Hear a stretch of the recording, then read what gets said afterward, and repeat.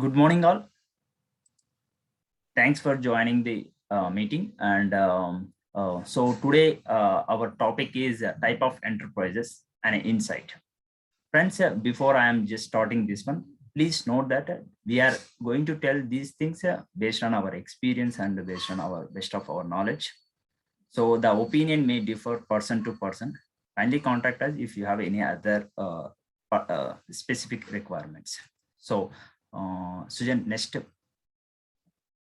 So the topic, is it important to think about enterprises type at the time of business start?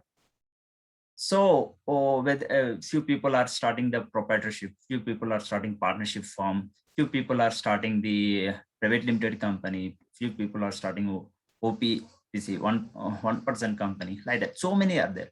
Do you think initially only which type of entity is required or not? Is it important for us? Yes, definitely. This is the very much important at the time of, with best of our knowledge, so many people are starting the different private limited companies like that, and they are struggling to comply their compliances to relating to the particular department, because they don't have a proper idea that which type of entity, what type of compliances are. So we are going to discuss these things. Before we share, before we start this one, I just want to start a small poll. Most of the people are joined today is the business owners. So I would like to know that which type of entity you are incorporated. So I'm just started polling. Please let me know which type of entity you are doing. So you are sharing. Okay. Please tell your opinion on that. Yeah.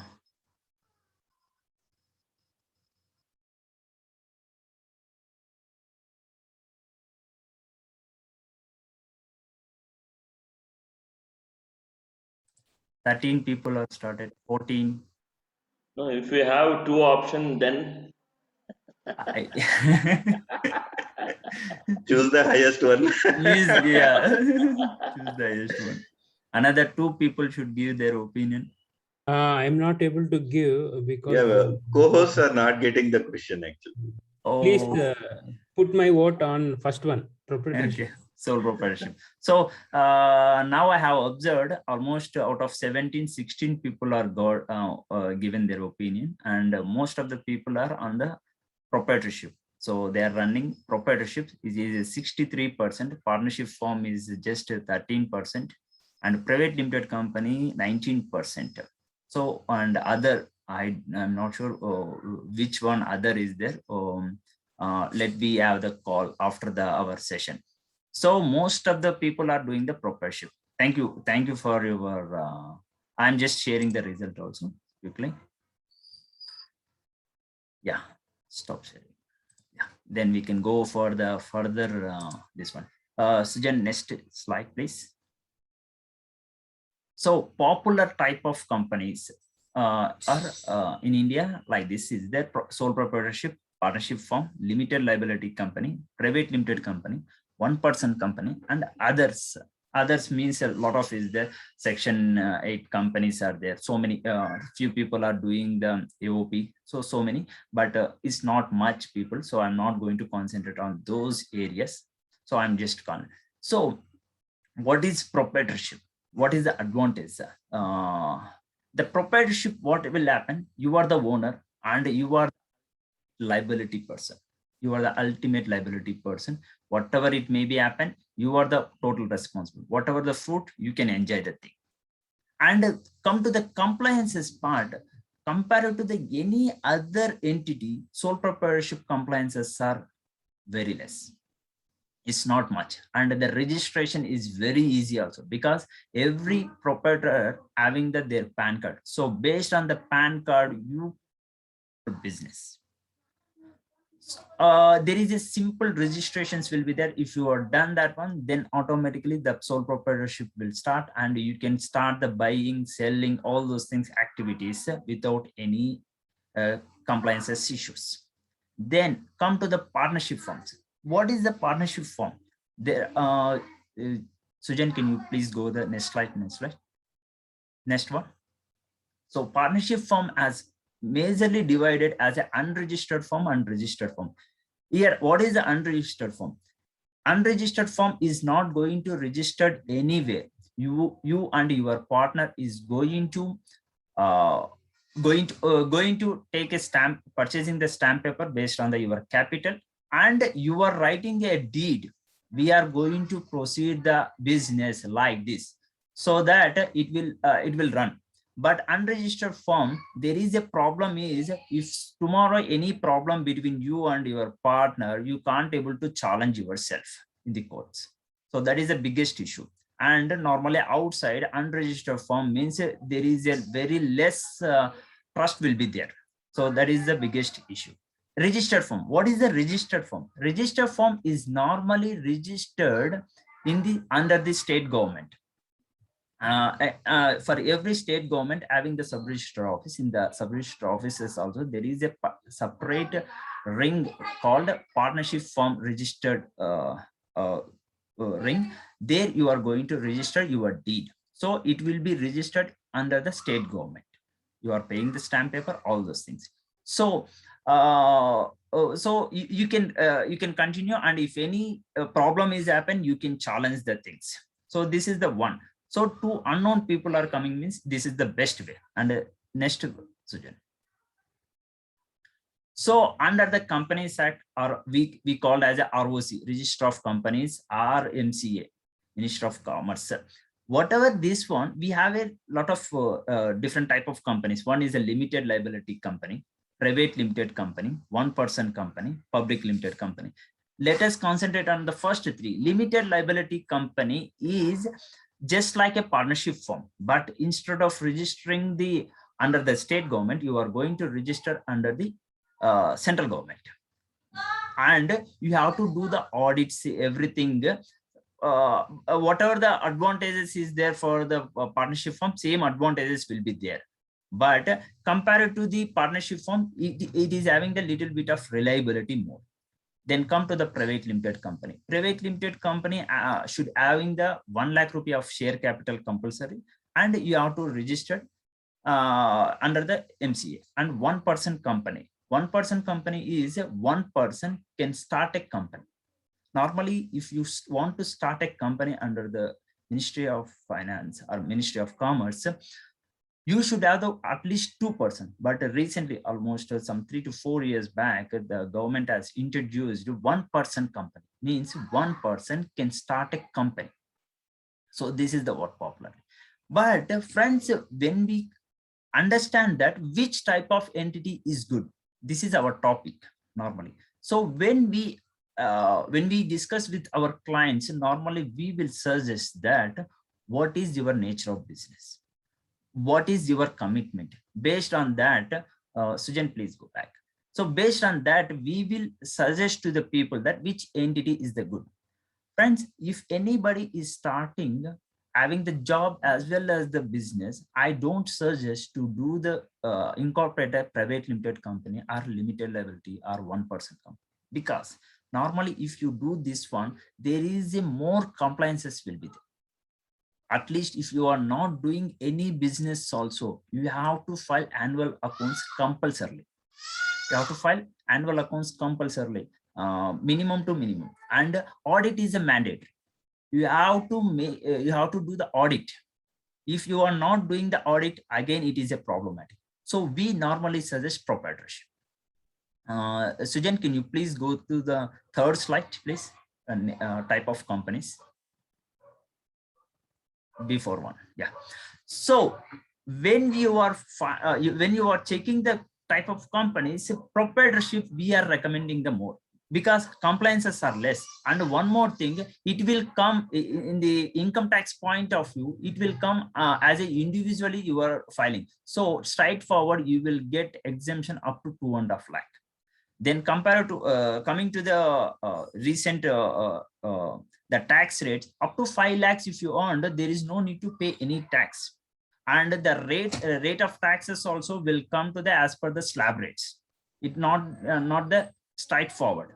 If it is a limited company or private limited, if you go to the private limited company, you have to pay on profit. You have to pay 25% of tax on profit. If you go to the limited liability or partnership firm, you have to pay around 30% on your profit.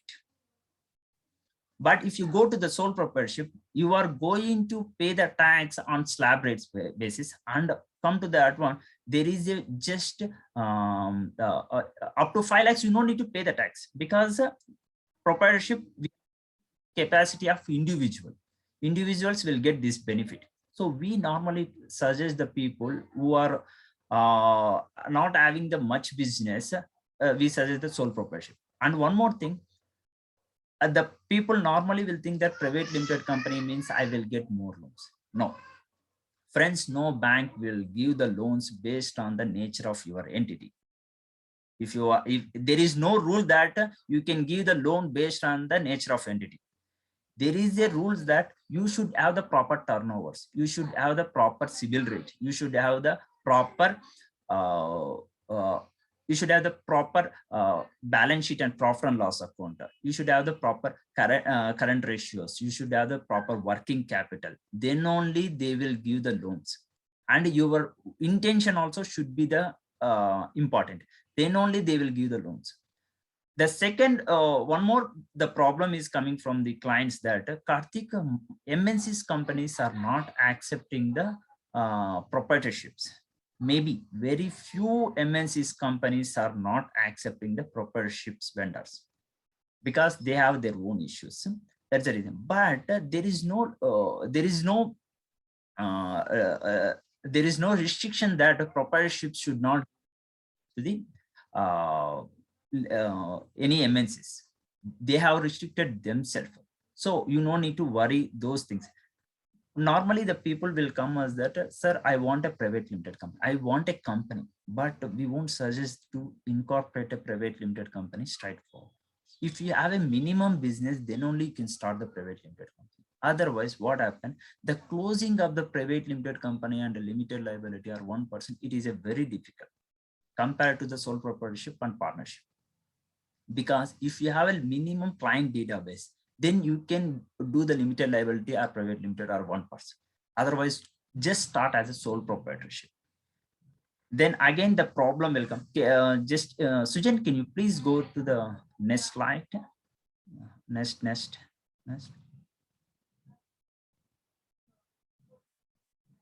Yeah, here, please.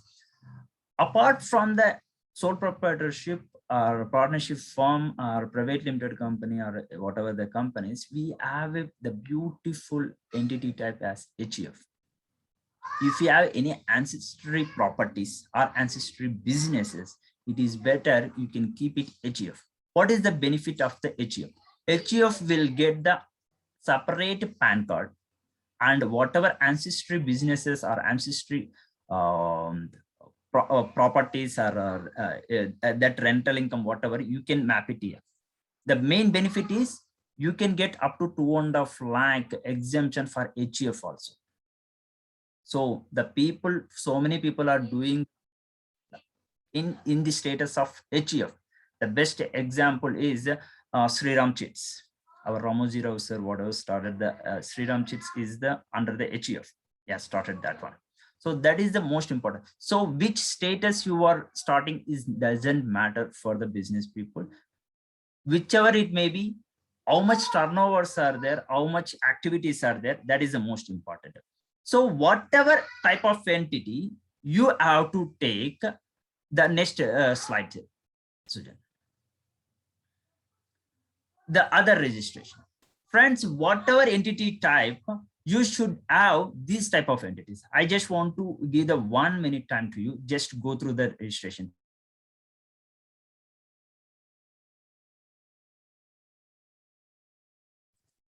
So the most important thing is PAN card. Whatever entity you are starting, the most important is a PAN card. Every entity should have the PAN card. This is a mandatory. Then wherever I have put a star marks, it is not a mandatory, But if you have a certain criteria, if you are meeting some certain criteria, then definitely you have to take those registrations also compulsory. There is a question that, Karthik, based on my entity, is that registrations are exempt? Is these registrations are compulsory? No. Based on the entity type, they have not giving this registration, and these are the not a mandatory based on the type of entity.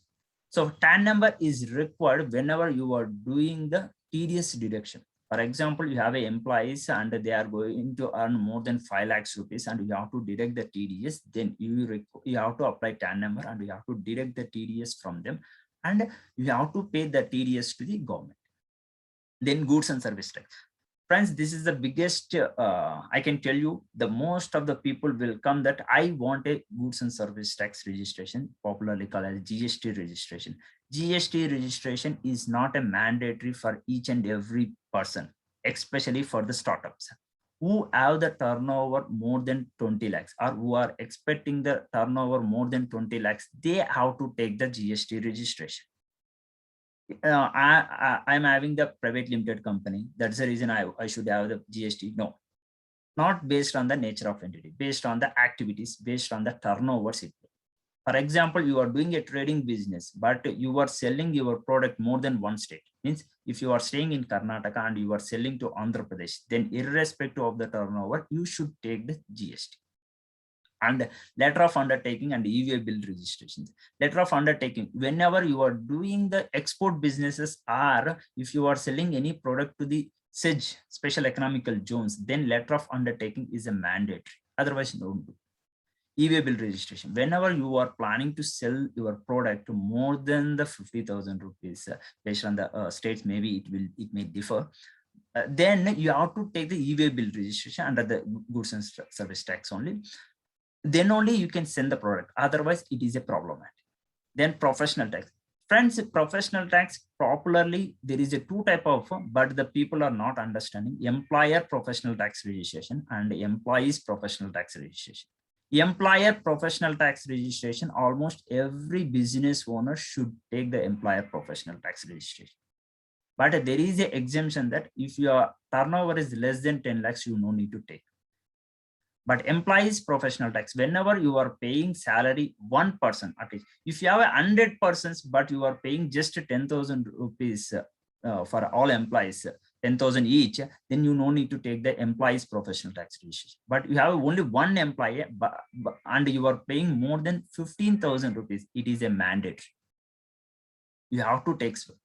And shops and establishment, trade license is a mandatory for each and every trader, because you are doing this establishment one, and shops and establishment is giving the labor department, and the trade license is giving the local municipalities or corporations. Then come to the food license is again is not a mandatory, because who are dealing with the food related, then they have to take. And import export license also is not a mandatory. Who are doing the exports or imports, then it is mandatory. Provident fund again is not a mandatory, because you should have the more than 20 employees, then only it is mandatory. Employee state insurance also is up to 10 employees, below 10 employees is not a mandatory. ISO certificate. Then MSME registration, normally it is not a mandatory for everybody, but we suggest, even it is not a mandatory, there is no much compliance for MSME, it's better you can go for this registration also. Normally, if you want to open a current account, you should have the 2 to 3 registration compulsory. One is a PAN card is more than enough. And the second one is a MSME registration and shops and establishment and trade. If you have these many registrations, any bank can open your current account very easily. So normally the people will come simply opening the private limited company. I can tell you the private limited company opening is a very difficult, as well as closing is a much more difficult. And the compliances part, if you come, almost if you are not complying anything, lakhs of rupees penalties, sir. So it is better start with the proper entity. And the few people are very much particular about their name. If that is the case, better go for the private limited company. Why? Because Once it is blocked in the private limited company, then nobody can use. But of course, the proprietorship person can use without using the private limited company. So there you will get a problem. But nowadays, the government is doing one more thing. Trademark is not issuing if anybody has registered same name in the private limited company. So you will get an additional advantage. Friends, like this, so many differences are there. So without proper consent, without a proper knowing the compliances part, please don't do the private limited or partnership forms, whatever it may be. You please understand the compliances, then only go ahead with the registrations. Next slide, please. Sujay. So this is my contact details. If you have much more information, please contact me personally. I'm ready to acknowledge, and thank you. Sujay, next slide. Thank you very much all. If you have any questions, please chat me. Otherwise, you can call, ask me directly. I'm ready to.